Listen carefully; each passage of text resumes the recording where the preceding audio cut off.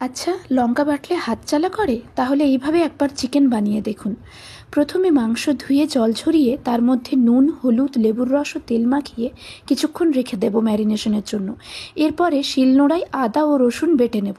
কড়াইয়ে তেল গরম করে তার মধ্যে অল্প নুন দিয়ে ডুমো করে কেটে রাখা আলু 80% মতো ভেজে তুলে নেব।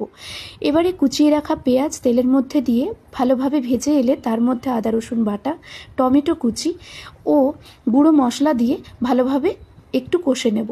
তার সাথে দেব কাঁচা লঙ্কা চেরা। এবার এর মধ্যে গুঁড়ো মশলায় ব্যবহার করছি নুন, চিনি, কাশ্মীরি লঙ্কার গুঁড়ো, চিলি ফ্লেক্স ও হলুদ, আর সামান্য ধনে গুঁড়ো। এবার মাংসটা দিয়ে ভালোভাবে কষিয়ে নিতে হবে মাংস থেকে তেল ছেড়ে আসা পর্যন্ত। ব্যাস, আর কি। এরপরে সামান্য জল দিয়ে কাঁচা লঙ্কা দিয়ে একটু ঢাকা দিয়ে রান্না করে নিলেই রেডি আমাদের সুস্বাদু চিকেন। এক্ষেত্রে আমি কোনো রকম জিরে গুঁড়ো বা গরম মশলা বা ফোড়ন ব্যবহার করিনি, কিন্তু তা সত্ত্বেও সাবেকি পদ্ধতিতে এই চিকেন রান্নাটি খেতে অপূর্ব হয়েছিল। গরম ভাতের সাথে জাস্ট ফাটাফাটি। আপনারাও পারলে একবার বানিয়ে দেখুন।